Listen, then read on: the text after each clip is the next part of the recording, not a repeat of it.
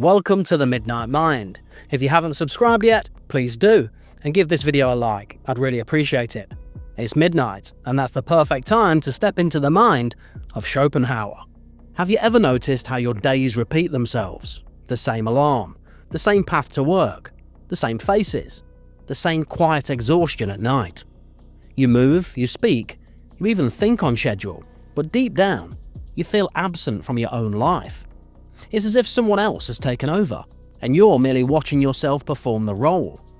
This is the condition Schopenhauer feared most: the death of the will, disguised as ordinary living. Schopenhauer saw life not as a story of freedom, but of compulsion. Man can do what he wills, he wrote, but he cannot will what he wills. Beneath our choices lies something more primitive, a blind, restless force he called the will to life. It drives everything that breathes. The animal searching for food, the lover seeking desire, the worker chasing ambition. But when that will hardens into routine, when our hunger becomes habit, we stop being alive in any meaningful sense. We become mechanical extensions of yesterday. Habit is the quiet assassin of consciousness. It tells you there is comfort in repetition, safety in the known, virtue in routine. It trains you to walk the same mental paths every day until those paths become trenches. You stop deciding, you just continue. The philosopher called this the somnambulism of life, a half sleep in which we move through existence without ever touching it directly. And though the world praises discipline, Schopenhauer warned that too much order can turn the soul to stone. Think about your mornings. Do you truly wake up when you open your eyes? Or do you simply resume the previous day's pattern? Your thoughts form the same sequence, your hands reach for the same screens, and the hours pass as if scripted by an invisible playwright. Somewhere along the line, your life became a system, and systems are efficient, but they are also cold. What begins as structure eventually becomes a cage. Schopenhauer's warning wasn't against habit itself, but against its domination. He saw that repetition is necessary for survival, yet deadly for meaning. When you live entirely by habit, you outsource your will, the very core of your being, to the machinery of circumstance. You no longer choose to act. You are acted upon by what you've already done. Like a river flowing its carved channel, your mind flows where it always has, not where it might go. This is the great paradox of habit. It promises control, but delivers servitude. The more automatic your life becomes, the less of it belongs to you. You become efficient, yes, but efficiency is not freedom. The autopilot mind performs, but it doesn't perceive. It functions, but it doesn't feel. It's the perfect tool for surviving the modern world, and the perfect method for losing your soul within it. To Schopenhauer, this loss was not merely psychological, it was metaphysical. The will is the pulse of existence itself, the fire beneath all appearances. To live unconsciously is to let that fire dim beneath layers of repetition and imitation. It's to mistake motion for meaning, routine for reason, and survival for life. And yet this is precisely how most people exist, in a continuous loop of doing, reacting, consuming, never questioning the invisible rhythm directing them. Habit dulls pain, and it also dulls perception. The mind learns to look without seeing, to listen without hearing, to speak without thought. Every repeated act becomes easier, but also emptier. Schopenhauer would say that each repetition pulls you further from reality, from the raw immediacy of existence that once made life vivid. The child sees everything as new. The adult enslaved by habit sees nothing at all. Experience collapses into familiarity, and familiarity becomes blindness. The tragedy is that this blindness feels comfortable. Habit wraps itself in the illusion of security. You tell yourself you're organized, stable, consistent. Yet deep down, you know you're only surviving by inertia. You've replaced will with schedule, attention with reflex. And when you finally pause to ask who is steering, you realize the answer is no one. You are a ship with no captain, carried endlessly by the winds of yesterday's momentum. Schopenhauer saw this in the crowd, the way people drift through the streets, absorbed in mechanical routines, unaware of their own confinement. He believed most suffering arises not from external pain, but from internal emptiness, the torment of having a will that no longer knows what it wants. Habit anesthetizes the pain by keeping you busy, by flooding each day with predictable patterns. But comfort purchased at the cost of awareness is not peace, it's surrender. Look closely at your own rituals, the way you eat, scroll, work, and speak. How much of it is conscious choice? When you say, "This is just who I am," are you describing yourself or your conditioning? The mind, when left unexamined, becomes its own tyrant. It repeats what was learned, obeys what was rewarded, and calls that obedience identity. Schopenhauer will tell you most people never awaken because they never notice they're asleep. We often mistake repetition for mastery, but they are not the same. Mastery sharpens awareness, habit dumbs it. A master repeats to understand, but the habitual repeats to forget. When the will becomes mechanical, the soul forgets how to desire anything beyond comfort. You can see it in the eyes of those who have everything they wanted, yet feel nothing when they have it. Their will has been trained into submission, domesticated by habit. To live consciously is to wrestle daily with the will, to refuse the sleep of routine, even when it promises rest. Schopenhauer believed that few have the strength for this struggle. Most prefer the ease of repetition, the anesthesia of the familiar. Yet he also knew that awareness, however painful, is the only gateway to freedom. To overcome the will, he wrote, is the highest achievement of man. But before one can overcome it, one must first see it. And that is where our journey begins. Schopenhauer once wrote that habit is the ballast that chains the dogged will to the earth. He meant that while habit keeps us from drifting into chaos, it also keeps us from ascending. The mind, in its hunger for order, builds invisible patterns to survive the storm of life. Every repeated act carves a groove into the nervous system, a path of least resistance. And slowly, you stop steering. You follow the groove because it's easier than facing the unknown terrain beyond it. Modern psychology confirms what Schopenhauer initiated centuries ago. The brain loves predictability more than truth. Each time you repeat a behavior, a thought, a reaction, a scroll, neurons strengthen their bond through what scientists call synaptic plasticity. The stronger the connection, the less effort required. This is efficiency masquerading as stability. The mind rewards the familiar, even if the familiar is slowly destroying you. In the name of comfort, it sacrifices vitality. Schopenhauer would have seen this as the will turning against itself. The same inner force that drives you to live begins to imprison you in its own patterns. You desire control, so you build routines. Then the routines control you. You seek peace, so you avoid change. Then stagnation breeds despair. The will, trapped in its own labyrinth, repeats endlessly what once worked, even when it no longer serves.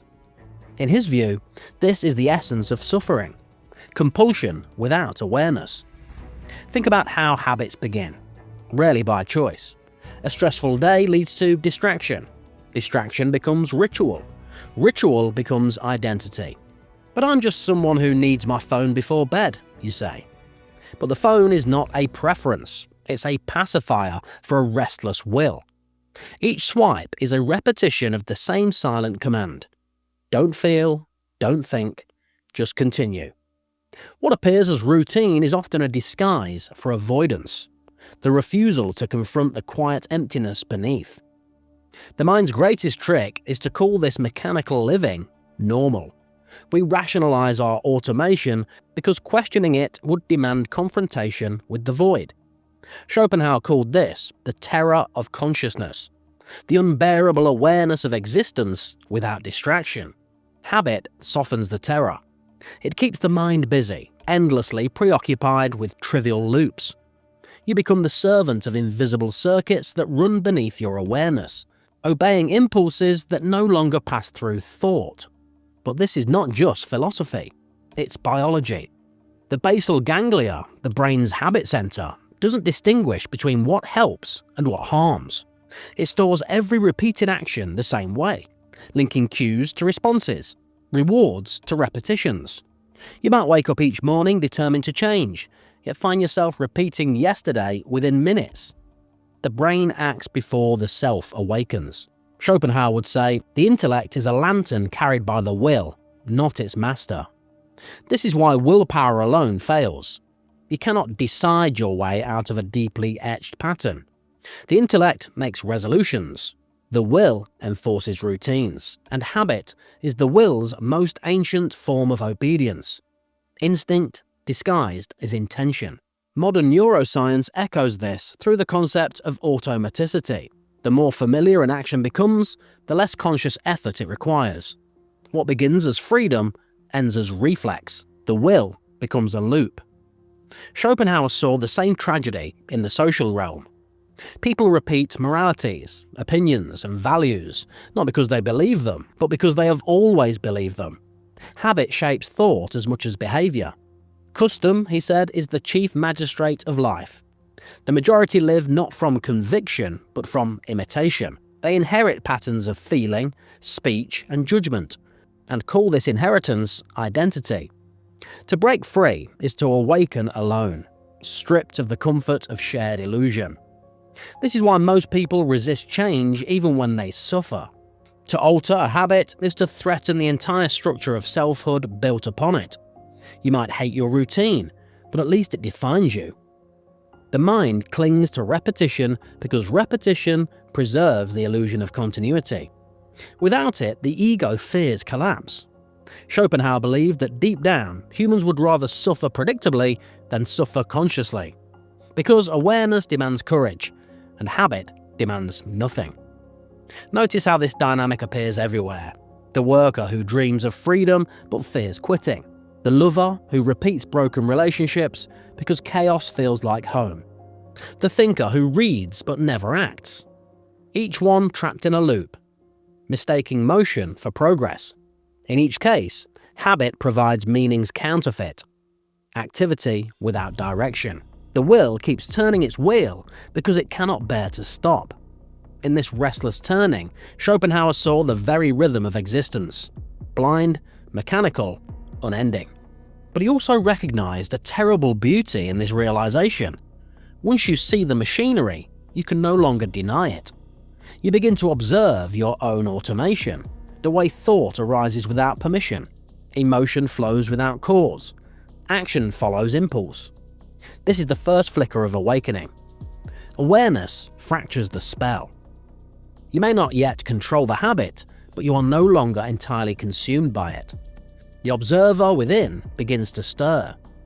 Schopenhauer's pessimism was radical, but it was not hopeless. He believed that consciousness, though born from the will, could momentarily transcend it through awareness, reflection, and aesthetic experience. When you see the mechanism of habit, you create distance between the will and the self. You step, however briefly, outside the stream of repetition. It's in that distance that freedom hides, not in the ability to change the world, but to witness the will without obeying it. This detachment is not indifference, it is lucidity. The philosopher's version of awakening is not ecstatic revelation, but the quiet recognition of one's own imprisonment. To realize your mind is a machine is not to despair, but to understand the terms of your existence. To Schopenhauer, the greatest dignity of man was not mastery over the world, but awareness of his own bondage. When you begin to notice your own automation, you start to reclaim fragments of choice. You pause before reacting. You sense the pull of an old pattern before it seizes you. In that hesitation, brief as it may be, consciousness enters. The moment becomes alive again, no longer consumed by reflex. This is the first rebellion against the tyranny of habit, the act of attention itself. It's not grand or dramatic, it's a quiet refusal to continue sleepwalking. And yet, awakening has a price. When the patterns break, uncertainty floods in.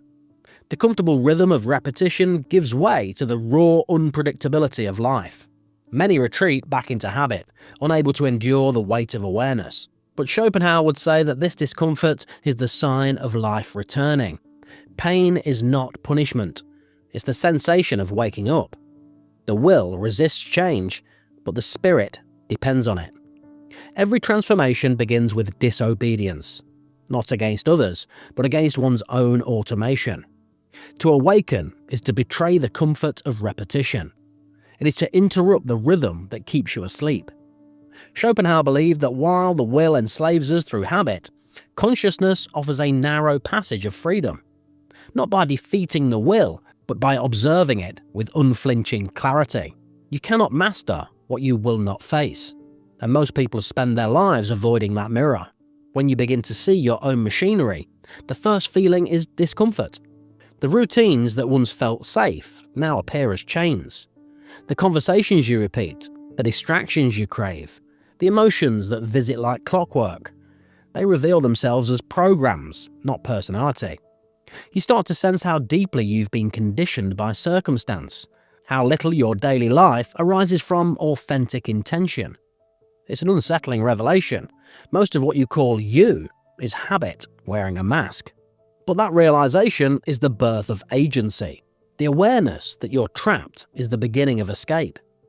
Schopenhauer wrote that the will can never be entirely silenced, but it can be transcended. Through understanding, reflection, and moments of pure perception, the intellect glimpses life beyond compulsion. This doesn't mean becoming detached or lifeless. It means acting with awareness rather than instinct. To choose consciously, even once, is to wound the tyranny of habit. The struggle is constant. The will doesn't surrender easily. It returns in every craving, every reflex, every quiet temptation to drift back into sleep. You'll hear it whisper, relax, repeat, resume. It promises ease and stability. But each time you yield, you trade vitality for comfort. Schopenhauer would tell you that true peace is not the absence of struggle, but the mastery of attention. The awakened mind suffers more acutely, but it also lives more deeply. This is why most avoid awakening. It demands the courage to feel again. Habit dulls not only pain, but also wonder. When you step out of automation, the world regains its sharpness. The silence feels heavier, the colours brighter, the uncertainty more alive. You begin to notice how much life you muted just to remain stable. Awareness restores intensity, and intensity feels dangerous. Yet that danger is the essence of living, the pulse of the will before it hardened into routine. Schopenhauer found glimpses of this liberation in art and contemplation. When we lose ourselves in beauty or deep thought, the will briefly pauses. Time dissolves. The mind no longer grasps or repeats. It simply perceives. For him, this was the highest form of awareness, the moment when the will is seen rather than served. These are the rare instances when existence ceases to be a task and becomes an experience. In that stillness, we remember that we are more than our patterns. But you don't need philosophy or art to awaken. You only need attention. The act of seeing habit while it operates breaks its spell. When you notice the reflex before it completes, when you catch the thought forming, the hand reaching, the emotion rising, you've already interrupted the circuit. The gap between impulse and action is where consciousness lives. It's small but powerful. Each time you expand it, you weaken the will's control and strengthen your own. Begin with small rebellions. Delay the automatic. Sit for 1 minute before checking your device, before replying, before reacting. Observe what rises in that pause. The discomfort, the urge, the restlessness. That is the will, exposed without disguise. Don't resist it in anger. Observe it in stillness. Schopenhauer believed that understanding the will was the first act of transcendence. You cannot conquer it through force, but you can dissolve its control through awareness. Over time, awareness becomes its own habit, a sacred one. You start noticing patterns before they consume you, and choices before they vanish. The repetition remains, but now it's guided rather than blind. This is the paradox of awakening, to use discipline not as imprisonment but as liberation. When your actions arise from consciousness rather than compulsion, even repetition becomes creative. Habit, once your master, becomes your servant. Yet this freedom carries solitude. When you awaken, you no longer fit neatly into the rhythm of the herd. Society thrives on automation, unpredictable workers, obedient consumers, compliant thinkers. The awakened disturb that order. You'll see how much the world is designed to keep you asleep. The noise, the entertainment, the endless stream of stimulation. Schopenhauer called this the distraction of the will, a constant effort to avoid the silence where truth awaits. That silence is where you meet yourself. Not the social self, not the functional one, but the raw awareness behind every desire. It's here that you discover the will as it truly is.